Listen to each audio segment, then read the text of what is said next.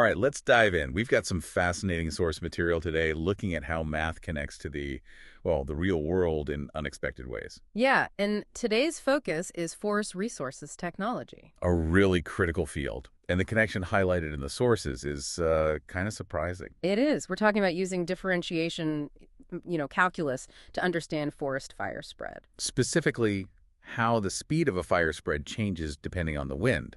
So fire spread speed is a function of wind. Exactly. Fires aren't static, their speed changes, and wind. That's a huge factor.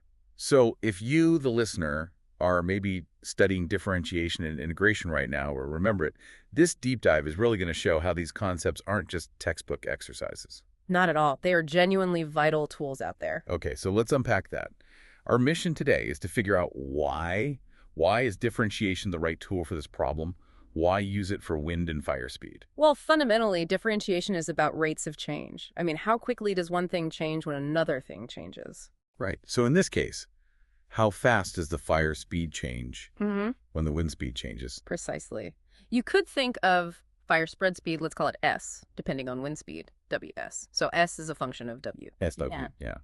And usually more wind means a faster fire, right? But it's not always that simple, I guess. No, it's often not a straight line, not linear.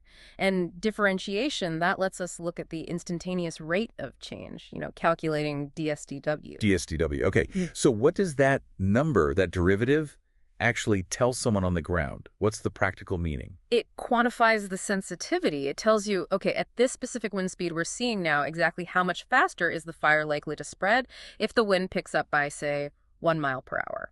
Okay, so that's the key insight. It's not just the general idea that more wind equals faster fire. Right. It's about how much faster, Yeah. that precise relationship. Yes, and that precision is absolutely vital for making predictions. The sources might mention models, for example. Yeah. Models using this math that show maybe for every 10 mile per hour increase in wind, once you get above, say, 20 mile per hour, the rate of spread could actually double. Wow, double. Just from a 10-mile-per-hour wind increase. That's huge.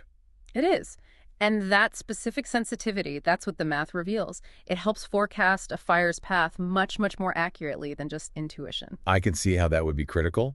Understanding how responsive the fire is to the wind, that helps decide where to send crews, maybe issue evacuation warnings. Absolutely. Resource allocation, safety planning, it all benefits. Now, obviously, other things matter too. The fuel type, the slope of the land, humidity, Simplex. vary. But differentiation helps isolate and quantify the specific impact of the wind within those complex models. It gives a more nuanced picture than just simple observation. So for you listening, this really shows that those techniques from calculus class, like finding a derivative, they have direct, potentially life-saving uses, protecting resources, communities. Yeah, analyzing that rate of change is a skill with some serious practical power. It really does bridge that gap between the classroom and managing a major natural hazard. Understanding fire spread speed as a function of wind using differentiation. It sounds like a cornerstone for modern wildfire modeling. It absolutely is. Okay, so to sort of wrap this up, the main takeaway here is that differentiation isn't just some abstract math concept. Definitely not. It's a real tool. Yeah. Used right now in fields like forest resources technology to model and understand how things work in the real world, like how wind really drives the speed of a forest fire. And being able to model those rates of change, how quickly things shift, is just crucial for understanding and hopefully better managing these really powerful events. It gives you critical insights for safety, for strategy. So here's something to think about as we finish. We've seen how differentiation helps analyze the rate fire spreads based on wind. What other natural phenomena, things out there in the world, could we understand better using calculus? Think about things that change maybe over time or depending on other factors. Where else could this math give us new insights?